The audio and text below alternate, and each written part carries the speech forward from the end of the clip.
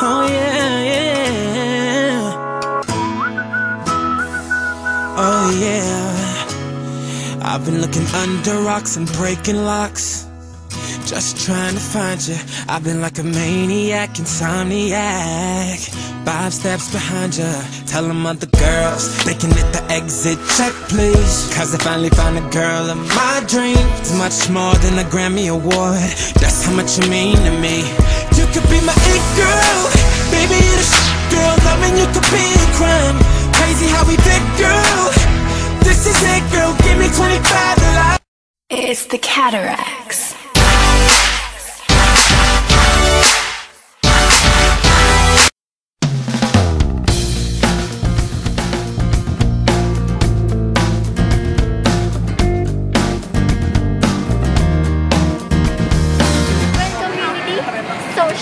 Well-developed. Maingay. Polluted. Parang kaya po, madaming mandurukot. Civilized. Of opportunities. Madaming run, kaming human. Super traffic sa umaga. When I'm done with crying, Go to Taguig is to ride an FX. If you ride an FX, you'll pass by National Statistics Office, which is in Santa Mesa, Manila. And then you'll pass by Mandaluyong and then Pasig. When you arrive at Pasig, you'll go down there and you'll ride a jeepney. When you ride a jeepney, you'll pass by Pateros. And then finally, you're already in Taguig. Mabuhay!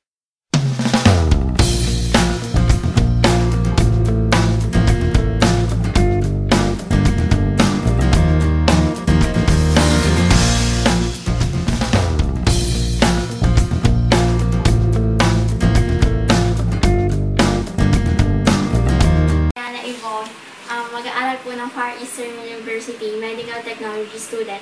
At nandito po ako upang magbigay ng mga katanungan mula po sa ating, para po sa ating kagalang-galang na kagawad tungkol po sa economic structure ng Barangay Wawa, Taguig City. Unang katanungan ko po sa inyo, ano po ang mga trabaho ng karamihan sa inyong lugar? Yung iba kasi dito, wala talagang trabaho sa mga companies, ganun. So, ang ginagawa nila, nagtitinda sila, yung iba, nagbubukas ng karinderya, yung iba, naglalako ng mga isda. Karamihan dito sa Wawa, Taguig, barangay namin, mangingisda dahil dati pa, yun yung mga naging work ng mga tao dito. So, yun po yung main source na Yung major source nila, yung nagtatrabaho sila, yung maliit na business nila, dun sila nakakuha ng income para sa pamilya nila, ganun. Ano po ang produkto na pinagmamalaki ng inyong lugar? Dito kasi sa Taguig, ngayon ang pinagmamalaki dito yung water lily. At isa pa yung mga isda, na mga tilapia na nanggagaling siya sa fish pen sa Laguna de Bayo. Sunod naman po, meron po bang tourist spot sa inyong lugar? Ano po ang mga ito? Dito kasi sa Barangay Wawa, walang masyado eh. Pero if sa buong Taguigan, nandyan yung bagong gawa na Burgos Circle, yung High Street Extension, sa The Fort, yung Serendra. Kasi karamihan dun na yung gimikan and yung mga pinupuntahan talaga ng mga tao para mamasyal. Ano po ang mga karaniwang problema ng inyong lugar at paano ninyo po ito nasusolusyonan? Dito naman sa barangay natin kasi, Barangay Wawa, wala namang masyadong problema dito. Yun nga lang, sa mga tao na din mismo nanggagaling, tulad ng pagtapon ng mga basura. Hindi niyo po bang maunlad na o nasa magandang lagay na po ang inyong lugar at bakit po? Masasabi kong hindi ba masyadong maunlad, pero it doesn't mean na hindi maunlad. Kasi we're working on it na para maging maunlad yung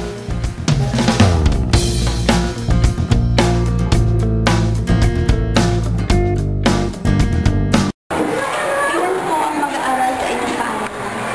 Mga 2,800. Bakit po ba ang mga classrooms para sa mga mag-aaral? So far, yung sa hanggang grade 6, medyo sakto lang. Ang problema namin sa kindergarten. Ano po ang may pagmamalaki ng mga mag-aaral sa inyong paaralan?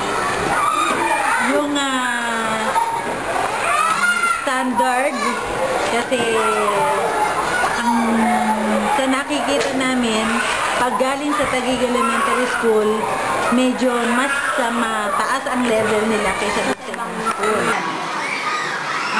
Yung sa K+12, kulang kami ng teachers, kumukuha kami ng volunteers.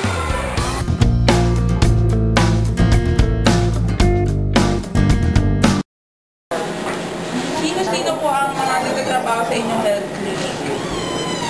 So, dito sa Wawa Health Center, ang mga staff dito, meron kami isang doktor na everyday from Monday to Friday.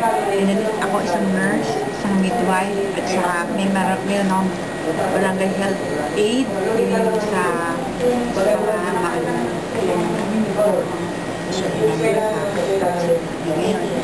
meron din ako mga barangay health workers. 20 barangay health workers from Monday to Friday. Sapat po ba ang mga workers para sa mga tao sa inyong lugar? Sapat na sapat. Kasi 1:1 na kami. Ano po ang serbisyo na ibinibigay ninyo sa mga tao? Binibigay niyo po ba ito ng libre? Oo. Maraming programa ang Department of Health.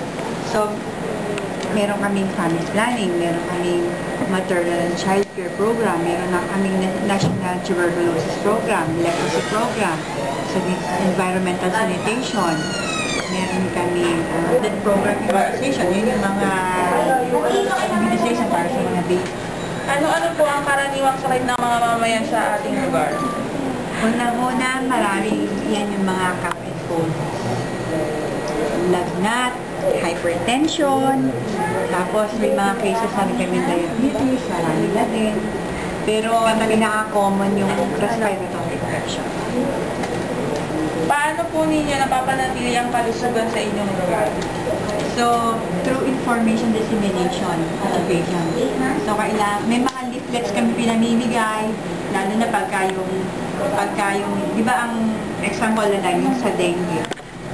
Kasi hindi na seasonal ang dengue, all year round yan. So, ini-inform namin yung mga pasyente, tapos yung may mga leaflets kami ibinibigay. So, depende na. There were various social changes which resulted from the Industrial Revolution. One of its influential effects was the movement of people from agricultural-based areas to town centers. Early industrial sites of these towns were originally the different residences which were converted into factories. The development of factories was spearheaded by the invention of machines. The productivity rate of workers was very high due to specialization of tasks through division of labor. In urban communities, opportunities for work from which one can earn steady income, as well as the awakening of hidden skills and competencies proved to be an attractive pull towards these towns. Capitalists discovered a main value for investing in these industries with high profit rates. The burgeoning of populations encouraged the fast expansion and conversion. You can't hear